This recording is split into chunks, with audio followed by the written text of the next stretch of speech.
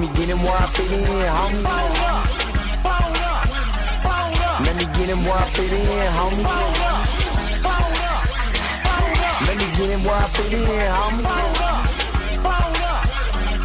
Let me get him where I fit in, homie. Who am I but a Dre Mac? Came into the game just to spit facts. Into the space that I'm in. They got me by the Drake cause I'm cold with the pen. I run no diamonds but I still shine. You can dig me cause my bar's mine. My tracks playing like a Dalude. I order blood on my tongue, thinking it's a warm blue. I'ma throw with a gas leak. Camouflage in the mist, but you smell me. One spark, then I bet you I'ma blow up. Just throw my name around, get stupid, then you go dumb.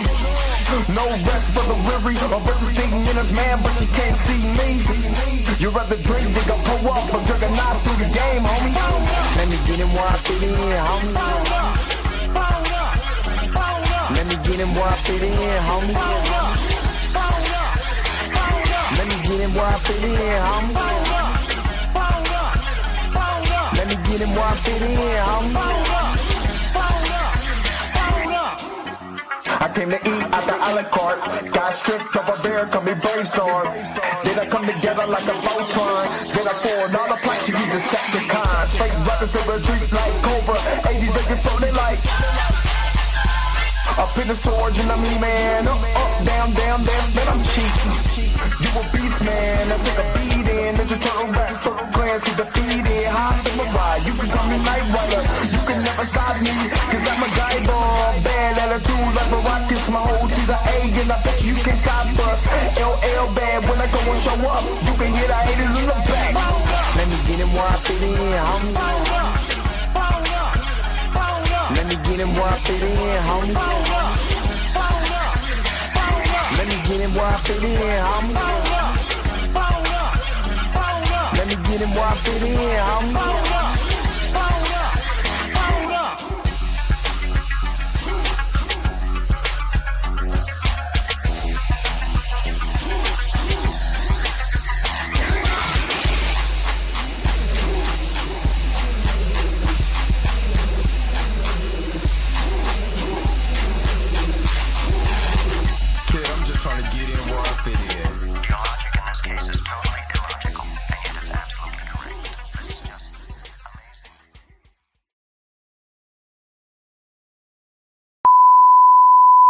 This is a test.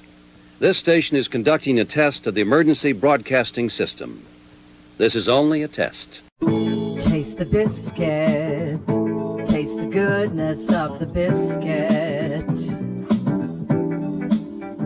Taste the honey sauce. Taste the goodness of the biscuit with the honey sauce. Don't get that honey sauce on me. I don't like the way it tastes with my chicken wings. We return you now to your regularly scheduled program. What's up? What's up? What's up? What's up? What's up? What is going on, everybody? This your man Dre Mac coming to you again with another episode of the Dre Mac Show. Little later show than normal. Try to make sure all my light is good, but a little later show than normal. I'm not gonna lie. I've worked a lot. I'm working a lot. And I had a kind of horrible day. Not even gonna lie to you. I had a pretty rough day, and it was a lot going on at the gig, put it more like that. And it was killing me. It was killing me. So I had to get some, it's just no other choice. I had to get some sleep. And then I made some fire fish this morning, if you follow me on Instagram. So anyway, hopefully you guys are happy. Hopefully you guys are healthy. Shout out to my man Heavy Gan over at the Heavy Gan Reaction, which you already know how I do. The real question is,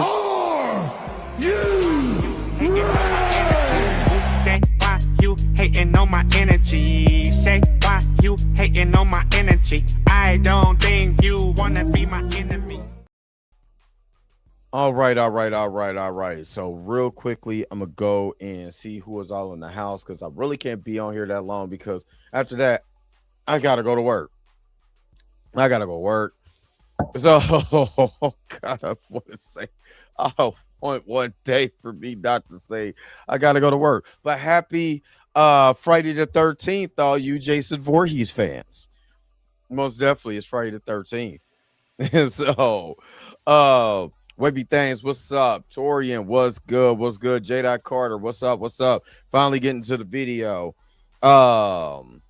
Krisha Key, what's up? What's up? Good evening, good evening. Andre Ware, what up?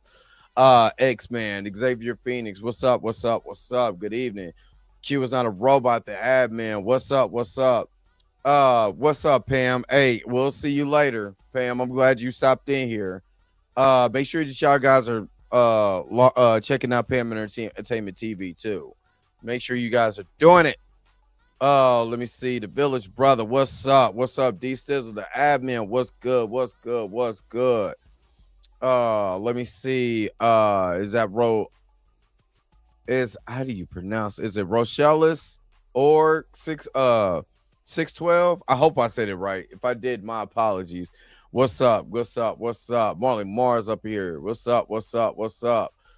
But yeah, all right. So let me do this. Let me shout out all the crew members. We're gonna get this thing started. We're doing Eric Debunks. So let's get up in here. Of course, we're gonna talk about Eric July, Mr. Eric July. Mr. Fusion Dance, James Harden, Bill Cosby himself. And let's see exactly what Eric is talking about. But let's shout out the crew members, man. Let's go. Hold up. Wait a minute. Wait. Whoa. Stop everything you're doing. Go and hit that like button. I know this is probably your first time watching and you probably enjoying everything. Stop fucking on the channel and go and hit that subscribe button so you never miss one of my videos or one of my morning live streams. And for only $2.99 a month, you can be a part of the crew. And shout out to all my crew members that been holding it down for Dre Mack and the crew since the beginning. All right, back to your regularly scheduled program, now in service. Go. Bye.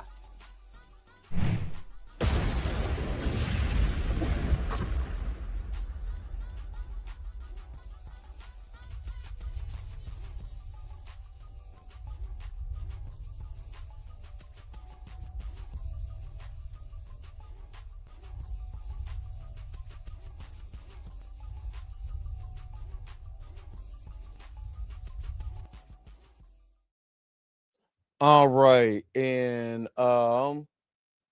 give me just a second. And of course, if you want to be a part of the crew, all you got to do is just hit that join button on the main page, and most definitely we'll get you part of the crew. And it legitimately helps out the channel a lot. And again, I appreciate every single one of my crew members that legitimately hold it down for me. You guys are amazing. Okay, golly. Hey, there we go. All right, so give me just a second. We're gonna go ahead and pay some of these buttery biscuit minutes. You know what I'm saying? And then we're gonna get into it because again, I don't have a lot of time, but I'll be right back with more of the Dre Mack Show.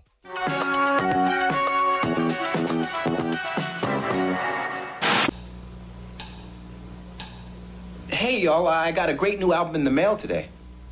I don't like the way the honey sauce dripping on my chicken wings, my chicken wings. But I got the honey sauce, the honey sauce for your chicken wings, for your chicken wings, yeah.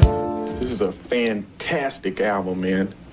Let me borrow it. No, my brother. You've got to buy your own.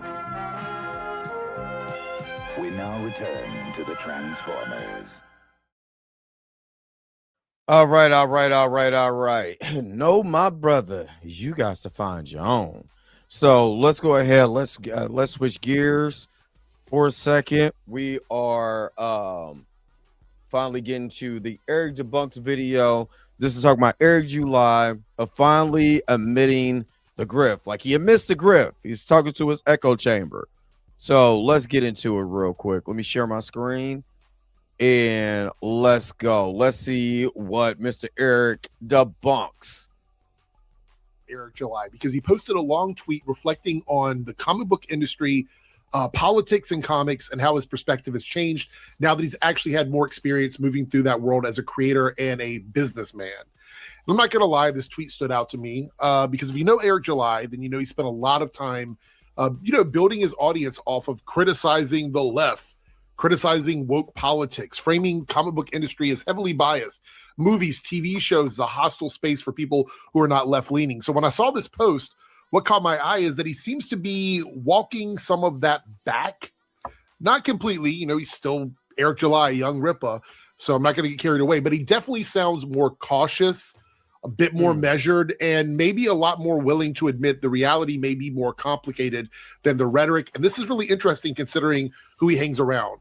So what I want to do in this video is to go through the tweet piece by piece, read it exactly as he has written it, and then stop along the way to break down what I think he's really saying, giving my own personal opinion, because to me, this is either a genuine moment of growth or a businessman who's realized that reality is harder to simplify than a culture war rant, like all the stuff that he sees going on with the erotic and these other guys. I don't know. It might be both. So before he goes, I'm gonna just say this for all the people who was trying to get on me, the detractors or whatever, especially my whole thing with Ernie, and I had people who's like, well, why you don't support Young Ripper? Because of his rhetoric.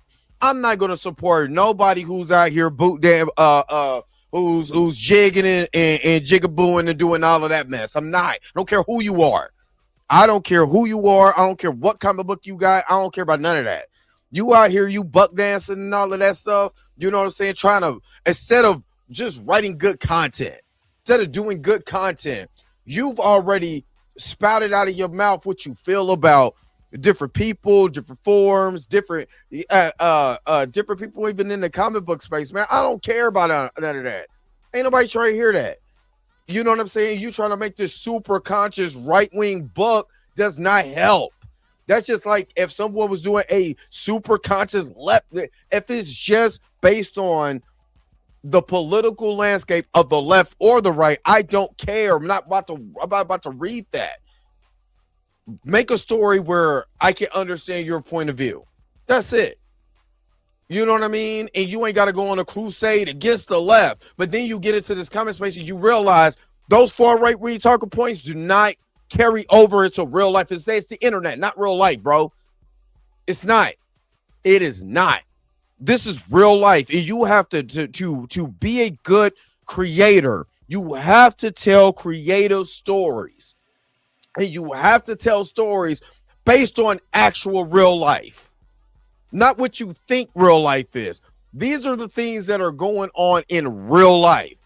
And all of these talking points from far left wingers and far right wingers is not real life. It's not. I'm sorry. It's not.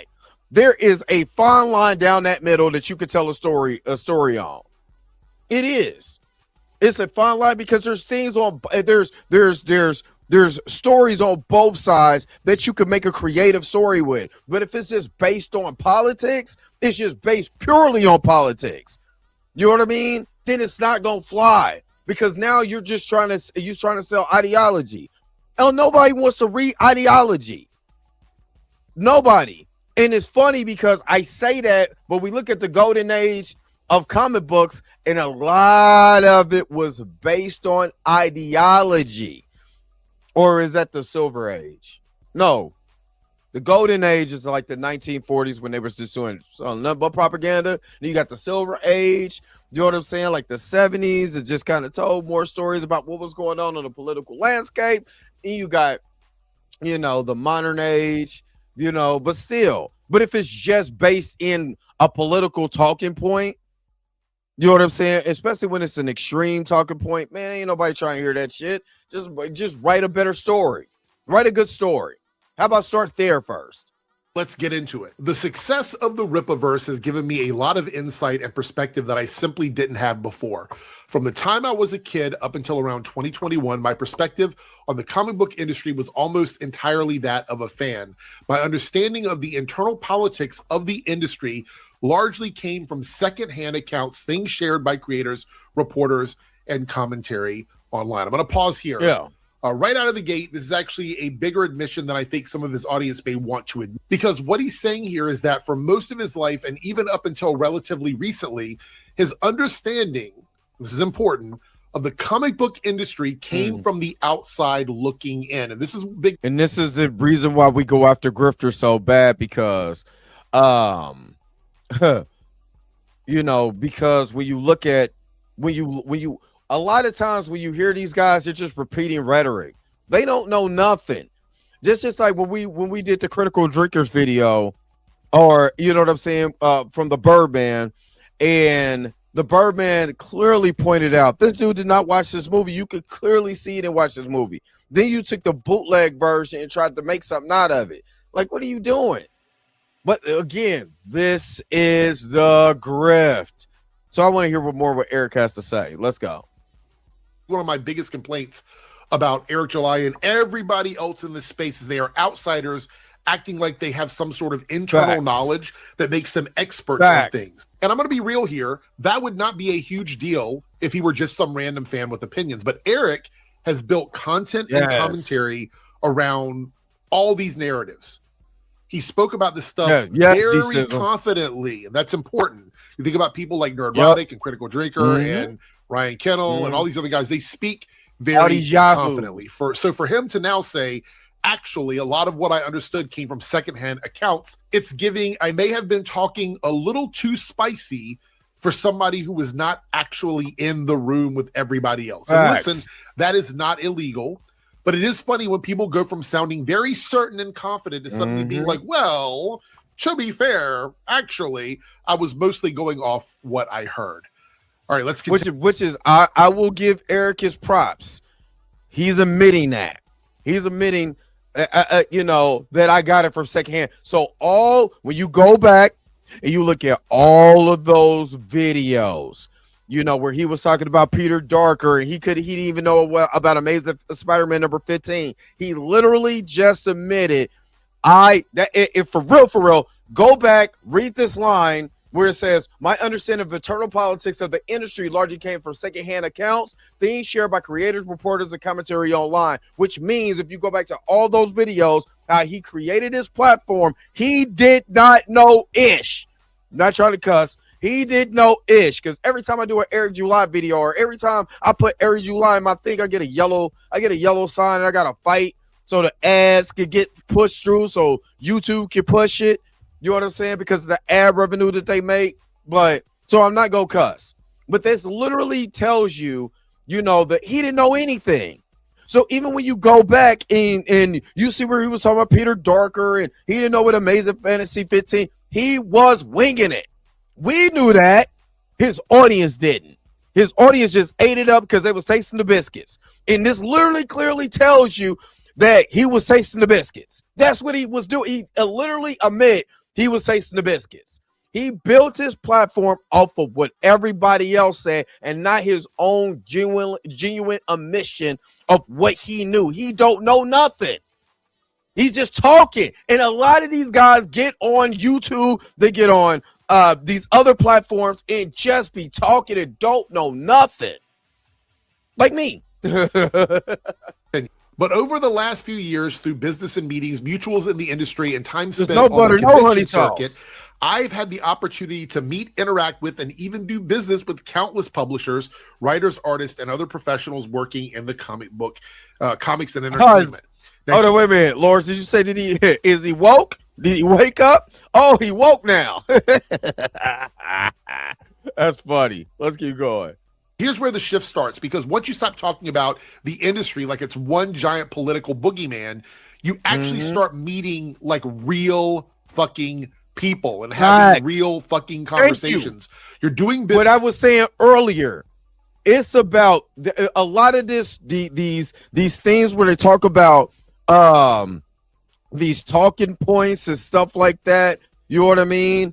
A lot of this, well, when you meet creators and you really start diving into creators, that's one of the biggest things that I can say that I liked about going to Planet Comic-Con last year here in Kansas City is that I got to meet comic book writers, not just artists, because I love art. That's one reason why I collect comic books.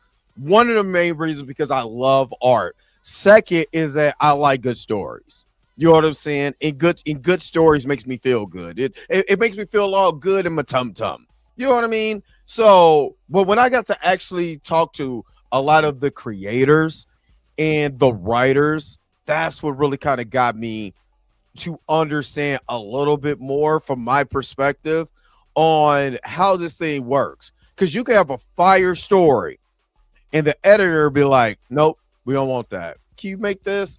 You got to remember, this is an industry. It's a business. And a lot of stuff, you know, you might be on a project, you know, for 5 to 10 issues. And then next thing you know, they bring somebody else in. And your vision of the storytelling, now is shifted to somebody else. And then they're telling their version of the story. You know what I'm saying? Then this person is telling their version of the story, especially if it's an ongoing series that you're not a part of. You might only have 10 issues to make this happen. You might get the first 5, first 4. You know what I mean? And then if it ain't clicking in that first 4, your ass is off of it. And they're your creative dream down the toilet. And so I think Eric and a lot of these people are taking, you know, a lot of these stories. I don't believe they read a lot of this stuff. I think they just make stuff up. I mean, they call it slop. They call it woke propaganda. They have no idea. They have no idea. They see a panel and call it woke propaganda and this, that, and the other. You know, oh, she's a strong girl, but you ain't even read the damn story. You're not going to read it. So what do you know? If you know what I mean? So this is what I feel like a lot of these guys have. But if you know anything about comics, you know that a lot of these comics, man, a lot of the really good writers do not get to stick around a long time on them. So, man, you gotta, you know, and that's right, Tori, and they just latch on a trend, man. And Q, thank you for getting your membership. Thank you for getting your membership. Let me hook you up real quick, since we getting biscuits. Taste the biscuit. Thank you. Taste the goodness of the biscuit.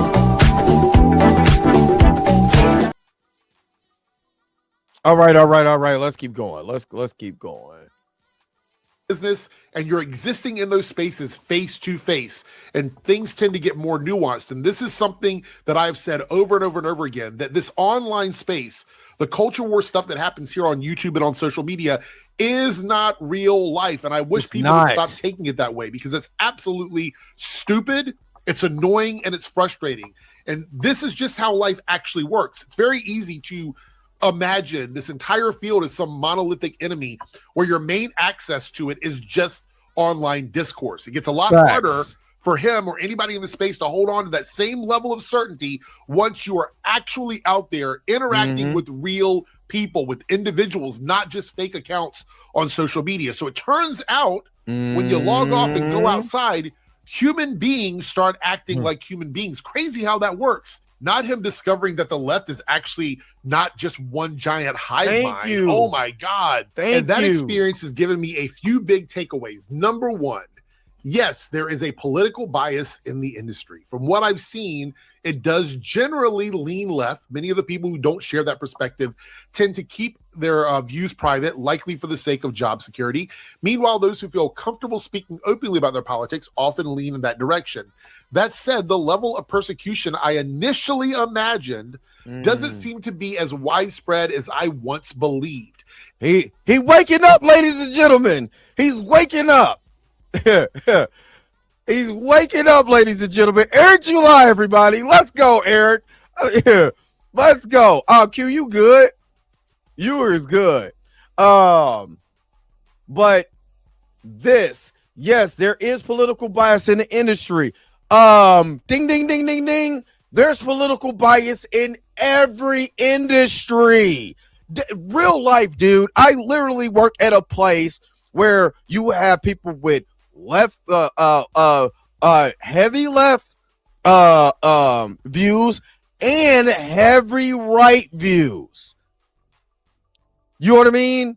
I literally work in an industry where you have people that are very conservative at my job. Very, very conservative. That doesn't mean they're politically extremists, because I mean, there's, and for real, I've only met you know what I'm saying, at my job, I only met a few political extremists since I've been in my industry. It's like they walk up and I'm like, man, please don't go crazy one day, because I think you know what I mean, but I mean on both sides, on left and right, but normally, like, because I'm in the Midwest, a lot of people are, they have conservative views, they have liberal views, some more liberal than others on some sides, some more conservative than others, black and white. Let me just say that too. There are some black people with some strong conservative views at my job. Very strong conservative views. There's some black people at my job that has some, strong liberal views. That's what it is. But when you don't touch grass, like Eric said, and you're out here spreading propaganda, bullcrap behind a desk every day, and you're not interacting with real people, then you don't know what the hell you're talking about. You don't know what the hell you're talking about. You don't give a flub. This is the way that you're making money. And that's what I seen from that first paragraph, admitting I didn't know nothing. I created my platform knowing absolutely nothing, taking secondhand accounts and making money off of it. And because I was making so much money, I couldn't stop. I can't stop. That's all it is. I'm glad he's admitting that he's grifted. At least not in my direct interactions with creators and publishers. Oh my goodness. My personal theory is that once someone reaches a level of creative success or independence, they gain a degree of insulation from political consequences, slightly at the least. Now, this section is very important because this is where Eric is still trying to hold on to the core of his worldview while admitting reality has not matched the most extreme version of that worldview that he has. So before Eric goes, but basically what, because I haven't seen this, but based on what he's saying about still pushing ideology, even though it doesn't align with reality, this is exactly what we go through every day. When you meet somebody who know better, and what I was told, if you know better, you do better, right? If you know better, you do better. So, Eric is admitting, even though I know better, I still got to stand up for my ideology because I've already put myself in a position where I lean so much into that I can't get out. You basically jumped into a gang, bro. It's just a political gang. Republicans, Democrats and Republicans, that's real talk. And you done made your platform and you done rub elbows. And you done, you know what I'm saying? You done shoe bootied and taste the biscuits from all these biscuit bakers that you can't help you. You stuck. You stuck. You got to completely leave it all behind and go get a regular job now, bro. If you want to get out. You got to get out the game. Oh, hey, is this for, hey.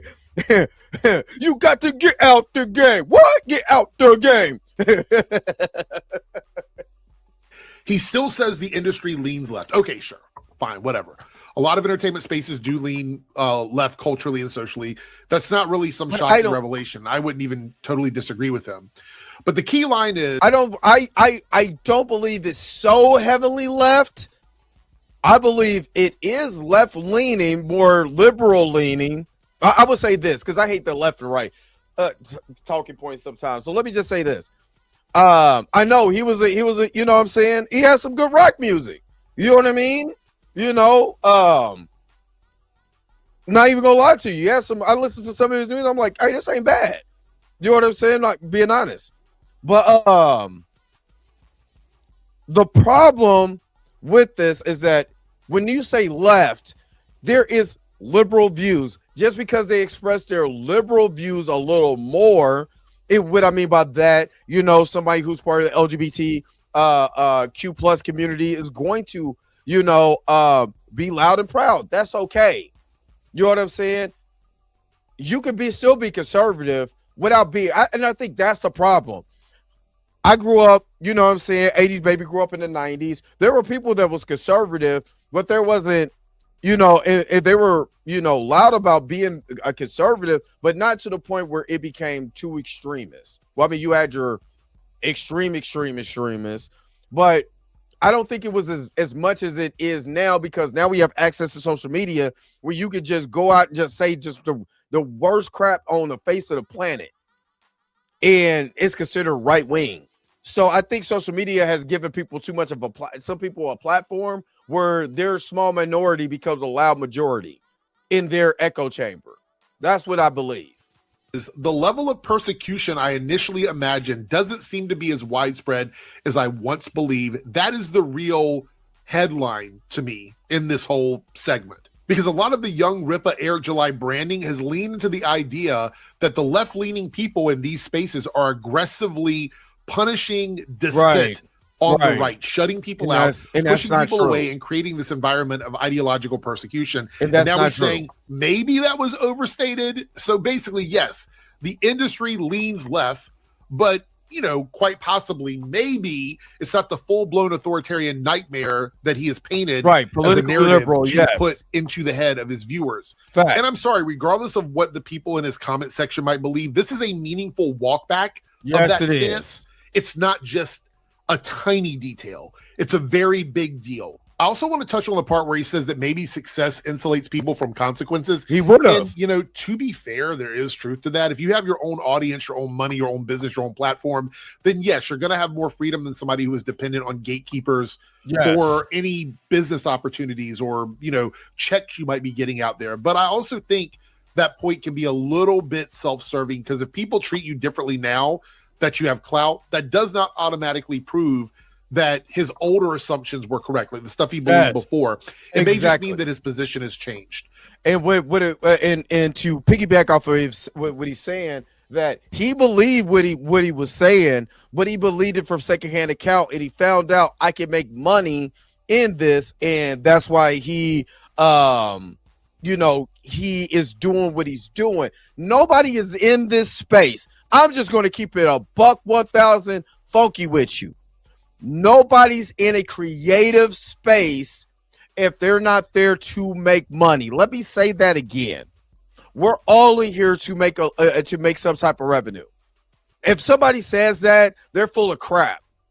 They are. We do it now. It depends on what type of money that you're doing. Like, I'm just blessed for y'all just to be doing donations, you know what I'm saying, super chats, memberships, all of that. Yes, would I like to quit my job tomorrow because I'm making a lot of money on YouTube? Yes, but I've always said that anybody who's been following this channel for the amount of time you've been following, I always said, I'm not losing who I am. If I can't talk my ish, then I don't want the money. I got to be able to have my freedom. I know the guidelines, rules, and regulations on this platform, but I got to be me. I'm not about to sit up here and sell out just because of money. I'm not. You know what I mean? So if I got to keep working at the shop and keep doing what I'm doing here, then damn it, if it gives me clarity, consciousness, all of that, I'm straight. I'm good. But that's me. Everybody don't move like that. And I'm not mad at the ones that move like that, but you gotta be careful, because if you lose who you are for some money, then that's on you. That's what you chose to do. You can't blame the industry and all of that for the decisions that you make in your life. So I heard about that. I heard about that too, D Sizzle. I heard about that too. I'm not big enough for Ernie to debate me. I want to debate Ernie. I do. I want to debate. All right, Lawrence, thank you so very much for gifting 5 new memberships, man. I appreciate it. Let's freaking go. You are truly amazing. Thank you for your super chat. All right. Appreciate it. Oh, dog, with the 499 super chat. Keep it up. Great work, Dre. I always feel informed when I jump in here. All right, man. Great speaking points for sure. Appreciate it. Oh, dog, man. You already know we in here getting these butter biscuits. Let's fight the biscuits. You are truly amazing. Thank you for your super chat.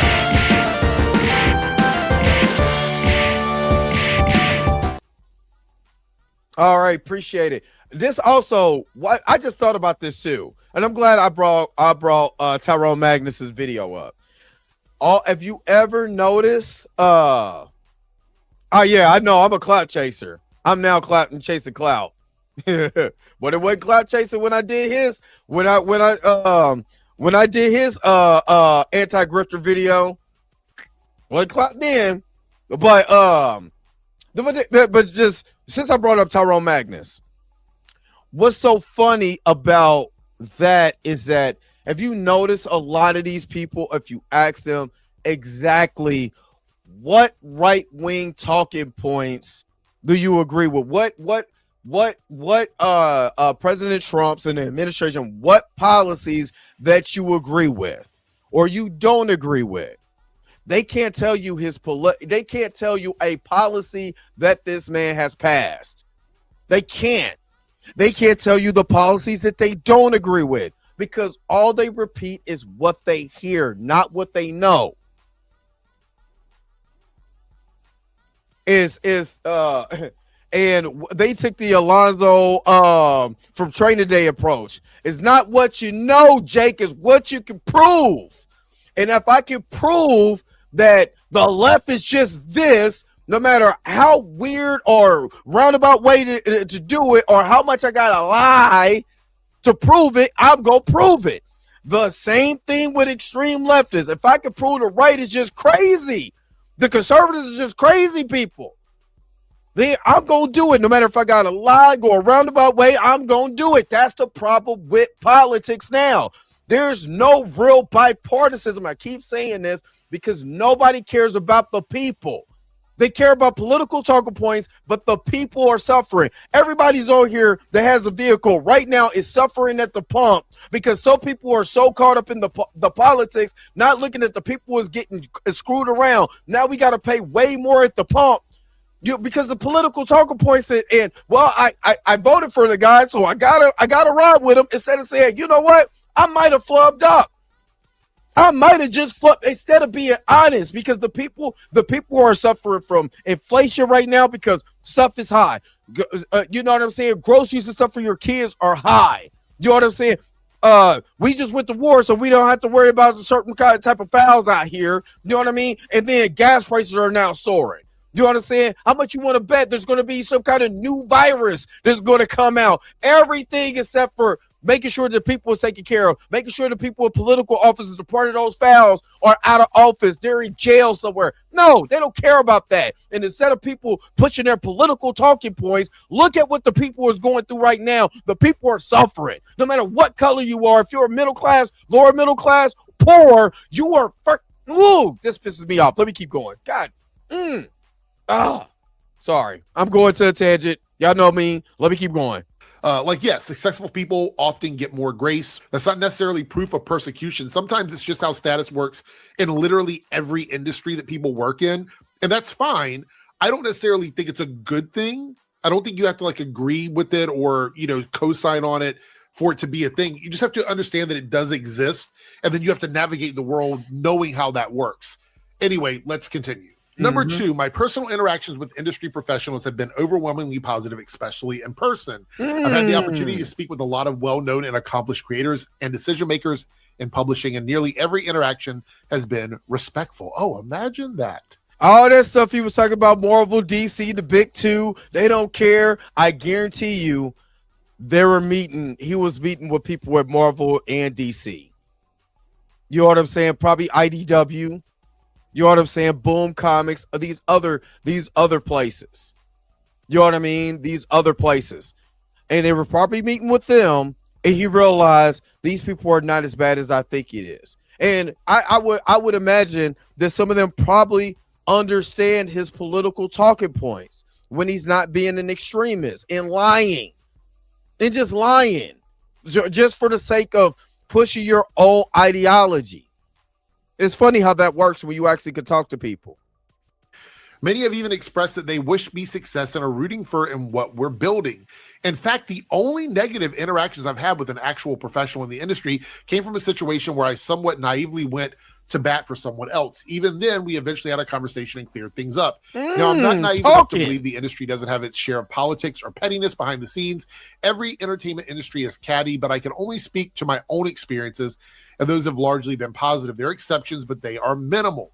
Now, this right here is where his own lived experience is clashing pretty significantly with the broader anti-left narrative that people expect from him. Like, you see him on Friday Night Tights, you see him with Geeks and Gamers, you see him in those circles.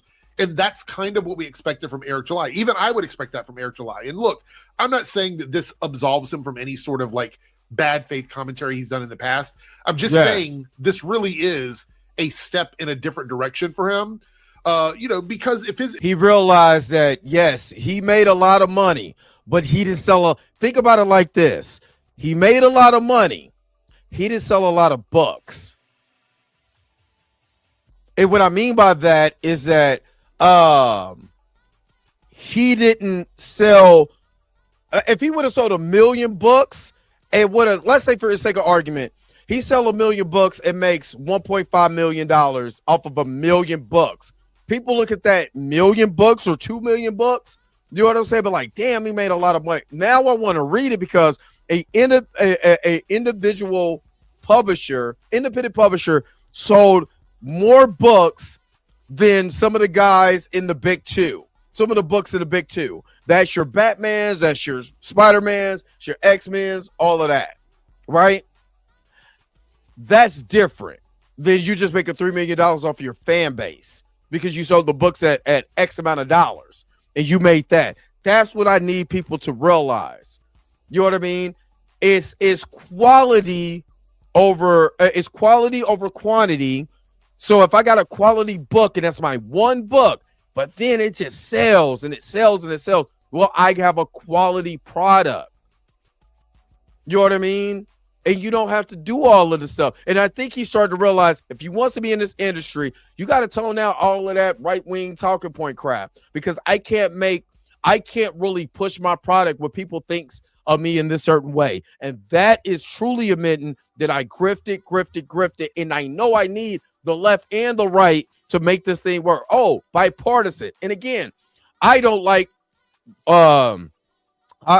Republicans, Democrats, left wing, right wing, same damn bird is flying in the air. Same damn bird. And if that bird is not in unison, then, But if Eric wants to get to where he really wants to be, and I said that about Black Sands too. I stopped following Black Sands because it was just so much emphasis on calling people, calling out the right that I don't know what next book you got coming out. I'm investing into your story. I bought the books. I got all this, and I don't know what you're talking about. I don't know because you're too busy going so hard on the political landscape. When is your next book coming out? You know what I mean? My personal opinion. I'm not saying you cannot express your views. Not saying that. Well, I'm saying if your views is so much more than what you got to what you're talking about, then it makes it hard for me to really follow what you're doing. Interactions with industry professionals have been overwhelmingly positive, respectful, and even supportive. Then clearly the story is more complicated than the left runs comics and hates everybody who disagrees with them. That's not the tea. It's not the narrative.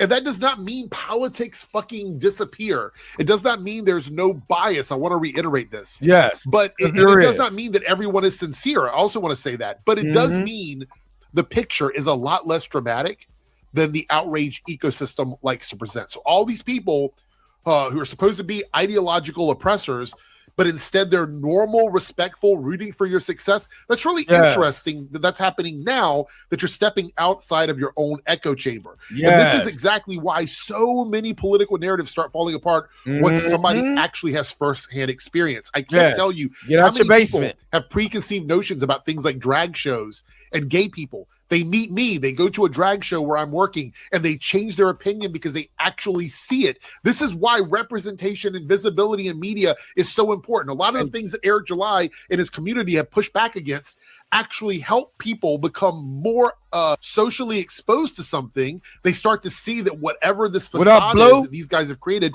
doesn't actually exist. Facts. Also notice the part where he says the only negative.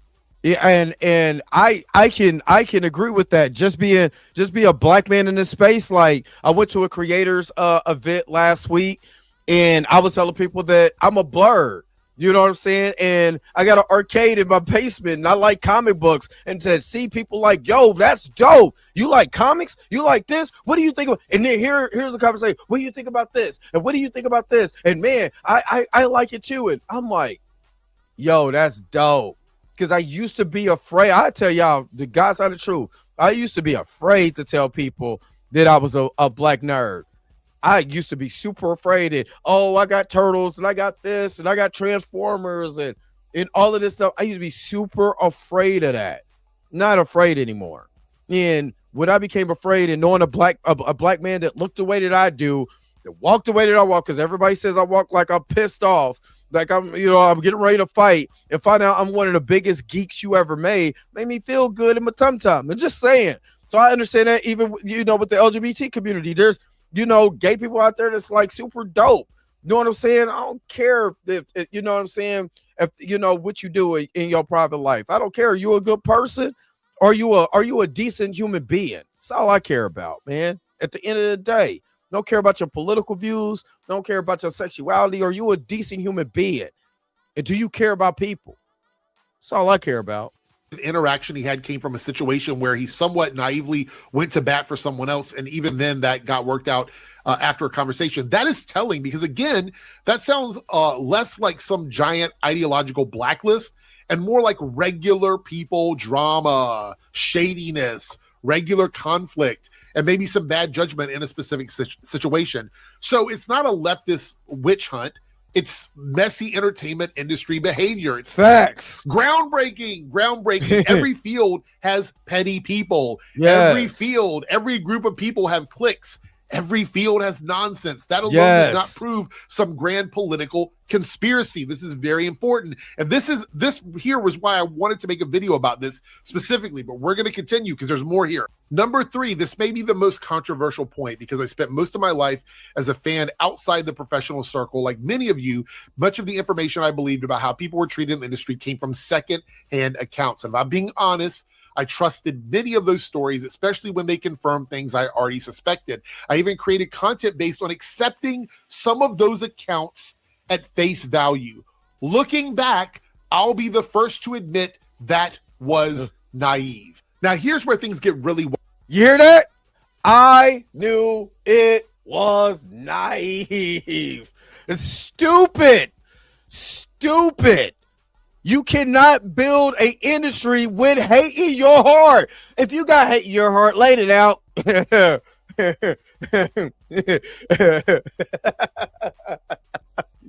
You can't, Clayton Bigsby. You know what I'm saying? If you don't like Will and Grace, there's nothing wrong with you. There's something wrong with Will. He's a homosexual. You cannot build anything with hate, bro. You can't. You can have an echo chamber. You can have all the people and the people that follow you and stuff like that. Now we find out, a little bit more about them. This is the reason why Rob got the backlash. It was very understandable backlash. You know what I'm saying? For people who just look at, oh, you follow them. I understand that. But to admit it, step in the right direction, big dog. Go ahead, Eric. I'm rooting for you, Eric. Let's go. Wild, because what he's admitting here very plainly is that he trusted stories more easily when they confirmed biases that he already believed. Yeah, I'm not going to mince words here. That is exactly the kind of stuff that I've said these guys are doing on social media and in videos for a very long time. And he's confirming it. This is confirmation bias, textbook confirmation bias. And to be blunt, that has been obvious in these kinds of online political and anti-woke commentary spaces for a long time, maybe since the entire time I've been doing this. Somebody tells a story that fits the worldview. Everybody runs with it. No one slows down to ask questions, and suddenly a whole narrative is built before the facts are even clear. Sis, that's not just being naive. That's literally how outrage content economies function on social media. Like, yes, thank you for finally noticing that when a story already matches your worldview, you may be less skeptical than you should be. And I'm not saying he's the only one who does that. Not at all. There's a lot of people we've talked about here.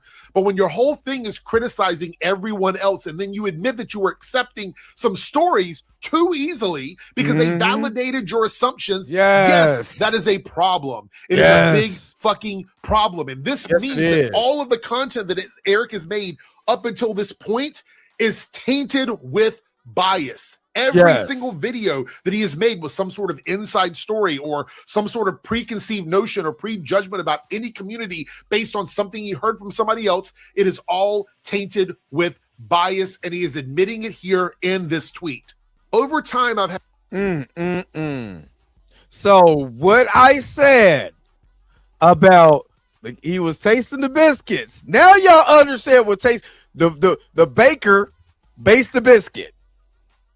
They come out here, put the honey sauce, put the butter all over, put the honey sauce off it, and don't make sure it tastes my chicken wings, which is the real view. My understanding, because I'm just eating what the biscuit baker cooked for me. That's all. That's what tasting the biscuits means. When you out here tasting the biscuits, you're going off of what someone else propaganda that someone else has said, not the actual fact, not the factual information, not digging into what really is, but what someone else has said and repeating. That's it. And that's why I said Tyrone Magnus was out here tasting the biscuits. You know what I'm saying? Ernie out here tasting the biscuits with the recast of challenge. So just tasting the biscuits. All the anti-recasters that fight so hard, tasting the biscuits. You know what I'm saying? All these people out here tasting the biscuits. They don't want to research. They don't, because research it is too hard. This is easy to repeat it. To repeat propaganda is easy. You know what I mean? So, Jada, for me, you're right. If you don't want to find out information on your own, that's why anytime that I do these reaction videos, I always try to bring up the information. Why? So I'm not just talking out the side of my ass or the side of my neck, talking out my ass. I'm going to bring up the information so we can see it together. What does it really mean? And if I'm wrong, I'm wrong. I can admit that as a man, taking accountability. But a lot of these people don't want to admit or anything to take accountability. They don't. But if I can make money just doing this, why not? And that's why all money ain't good money. Had long conversations with people inside the industry, some who were close to the situations and individuals involved in exits. Many of these conversations were people trying to address statements I've made in the past, which I actually respect. According to them, the narratives around some creators being pushed out in the industry for political reasons weren't always accurate. In some cases, they claim it came down to professionalism issues. In other cases, departures were voluntary. This is what we talked about with Bo DeMayo. This is what we talked about with Bo DeMayo. So, exactly. Huge, because now he is directly admitting that some of the stories about creators supposedly being pushed out for political reasons may not have been true, or at least might not have been the complete story, not the whole story, very one-sided. And that is a major problem for the kind of simplistic worldview that fuels a lot of culture war commentary. This is literally like 101 outrage content stuff, because they got pushed out because of politics. Is a very emotionally satisfying narrative, and that's where they hook you. It's clean, it's dramatic, it's very easy to weaponize. We've seen it here on YouTube, we've seen it on social media. Once somebody says something and everybody starts picking it up, it just becomes normal to make video after video after video about it. It makes your side look persecuted and the other side look, for lack of a better term, evil, But real life is often not that neat. Not every they cancel me for my belief story is real. And we know this. Sometimes people are difficult. Sometimes they're unprofessional. Sometimes they leave on their own. Sometimes the story sounds a lot less sexy once content shows up. And I need people to really hear what he is saying here, because some of these stories that help build the broader anti-industry narrative may have been exaggerated, incomplete, misrepresented, or an outright lie. And he's admitting it here in this section. Now, those people could be wrong or even lying. Absolutely. That's always possible. But what I've ultimately realized is that without clear receipts or firsthand knowledge, it's difficult to conclusively accept one version of events. And this is why that's also when it comes to politics. This is what I said, man. A lot of these people got to get out of the politics thing and all of that, man. That's, oh, God. Don't be so far into the ideology of politics. Don't be so far. Get the research. Find the research out. Get the information first. And then base your information that you say based on facts. Not just your own political worldview and what somebody else said. Man, my man is Eric is cooking. Let's keep going. I'm like, okay, this is actually a correct standard. This should be your standard. Without clear receipts or firsthand knowledge, you should not be overly confident in any sort of sweeping narrative that you hear along the way. The issue, of course, is that the standard should have been applied from the beginning.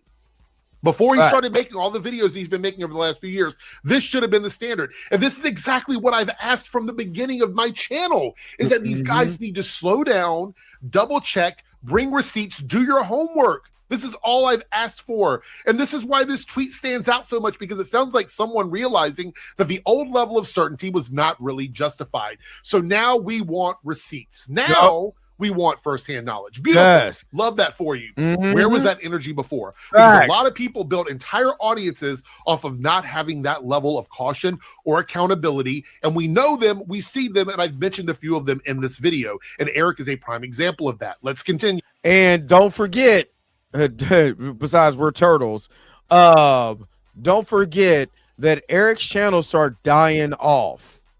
So now you have a level of clarity when the channels start dying off. You see what I mean? All that, why they got to have black elves and all of that stuff, man. All that stuff is whack, bro. All of that stuff is whack. You know what I mean? When that channel, when that money ain't kicking in from that other source of income, and that was one of your main source of income besides Ripperverse and all of that, you know? I'm just saying. So at this point, I'm far more cautious about taking claims at face value, no matter who they come from. The truth is that the comic book industry, like any other industry, is complex. There are good people, difficult people, politics, opportunities, and misunderstandings. What I can say for certain is that building the Ripperverse has allowed me to see far more of that complexity than I ever could from the outside looking in. Sorry about that. And the perspective has changed a lot for me. And really, this is the whole tweet in a nutshell. He's not saying he's changed sides. He's not saying the left was right. He's not saying politics do not exist in comics. He's not even saying that bias is fake, which I'm glad he didn't, because clearly he is a product of confirmation bias. Hey, Miss Roberta. But what he is saying is that the most simplistic narrative he once leaned on does not hold up as clearly or cleanly anymore now that he is seeing real world experience from this. And frankly, that's probably true. The world gets a lot more complicated once you stop interacting with it primarily through secondhand outrage.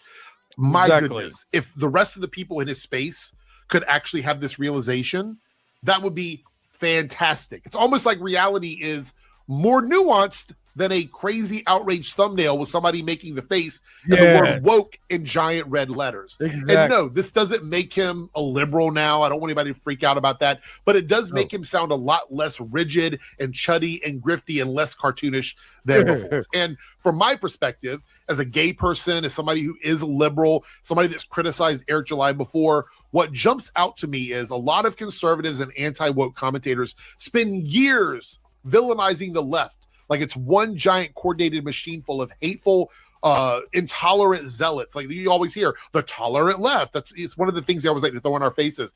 And then once they actually have sustained interaction with real people in real spaces and realize, oh, some of these people are annoying, but some are cool, some are petty, but some are supportive, some are political, some are just trying to do their jobs. In other words, they are real people. Now that might sound obvious to a lot of you guys, but apparently it's not in the space that Eric July was in before. And I've noticed he's not been interacting with the people that he typically did as much as he did before. He still goes around and does that, but not as much as he did before. So overall, I do think this tweet shows a real shift, not a full ideological conversion, it's not apology at all, but definitely a shift in tone, a shift in what he thought he was certain about, a shift in how he talks about the industry and the people that are in it. He still believes there's left-wing bias and clearly has his own political views, but now he seems much less willing to just flatten everything into some sort of outrage, persecution narrative. And honestly, I think this is much healthier and it's probably more accurate. Definitely sounds more like someone who has to engage with reality beyond internet discourse, which is very healthy. So let me know what you think in the comments. Do you think Eric July is genuinely evolving here? Do you think this is mostly business? It's business decisions here? Do you think it's both? I don't even know anymore. I'm not saying I trust him and I'm going to stop looking at his content to see what he's doing, but the proof is in the pudding. We're going to see what kind of content he continues to put out and if this tweet actually is a reflection of the values that he held before versus the values that he has now. I think it's going to be really interesting, but let me know in the comments below. Thanks, guys. All right, so a great video from Eric Debunks. Great video. Let me just pause for calls just for a second. I gotta bake a little bit more biscuits, so I'll be right back because I'm gonna give you my final thoughts. But we gotta get some biscuits in here, and I'll be right back with more of the Dream Mac Show. After these messages, we'll be right back. Now you can own one of the greatest gospel albums ever offered. With only giant hits and legendary stars. Biscuit. I know it's the truth about it. I love. Oh, how I love this biscuit. Oh, how I love this biscuit. It is the best biscuit. I know. This treasury is not sold in stores, and when you call the toll-free number now, you also get another entire album of all-time gospel favorites. We now return to the Transformers. All right. So these are my final thoughts on that video. And again, shout out to Eric Debunks. Number one, this proves to everybody everything that we've been saying, that Eric July was created. Oh, just to answer your question, Micah, that Eric July built his content on just straight rage bait. Nothing he knew, secondhand accounts, echo chamber information. He just became popular in this space. And he became popular, started making money, so he couldn't stop. And now he's finally admitting that all of the bull crap he was talking about the industry and what the left is doing in the industry and all of that echo chamber bull crap was wrong. That once you get out of your basement, like I'm getting ready to do right now because I got to go taste the biscuits at this job. Honey sauce. But once you get out your basement, you start interacting with real people. You start talking to real people and you're trying to build a business. When you're trying to build a business, you can't sit up here and be a part of this kind of echo chamber. Because nobody's going to, we will root for you. Yeah, good luck, buddy. But how far are you going to go when you're still pushing this rhetoric that you don't know nothing about? Because you don't. And I don't hate the guy. I just want the guy to stop tasting the biscuits. I don't hate nobody because I don't know him. You know what I'm saying? I make fun of you, but I don't hate him. You know what I mean? But I don't like the rhetoric he was pushing. Now he's finally admitted the rhetoric I was pushing is because it was a thing to do. It was trendy. But now that I'm in there, you know what I'm saying? Now that I've seen it for myself, you know what I mean? Can't do that. You know, So I hope Eric starts to grow. I honestly wish nothing but the best for dude, man. Just stop this buttery biscuit activity and we'll be good. But what do you guys think, man? Put it in the comment section below and let me know. Of course, I had to get some rest today. Hold on, wait a minute. I suppose he did what he did then, but he makes straight comics now, though. I'm just because you're admitting that you're wrong doesn't mean I have to buy your product. Just because somebody said, "Oh, Nazis were wrong, we're changing our ways," doesn't mean I have to go up here and buy the propaganda that you buy your product now. That's my choice. You have to live with your consequences. There's cause and effect. And just because you're admitting something doesn't mean there wasn't reconcilable. It doesn't mean it was damage that not done since I couldn't. It was already, you already did it. You know what I'm saying? You gotta live with the consequences that you made. You gotta live with the bed. If you dirtied up the bed, you didn't make it up. You gotta lie in that bed. Yeah, whatever. Reprehensible. Yes, that's what I meant. But anyway, y'all put it in the comment section and let me know what you guys think about this particular video. On the way out, make sure you get the likes up. But don't forget to like, share, subscribe. And don't forget to hit that bell notification so you never, ever miss one of my videos again. Until next time, I'm going to holler at you guys later. Peace and vibe higher, man. Enjoy your guys. It's Friday the 13th. Where's my St. Patrick's Day and all of that? Where's my outro at? Look, what I got to do? I got to where the outro at? Because you already know. I got to go taste the biscuits. Wait a minute. You're telling me the video's over? What? Okay, I guess so. If you have came to this portion of the video, thank you so very much for sticking to the end. Don't forget to like, share, and subscribe.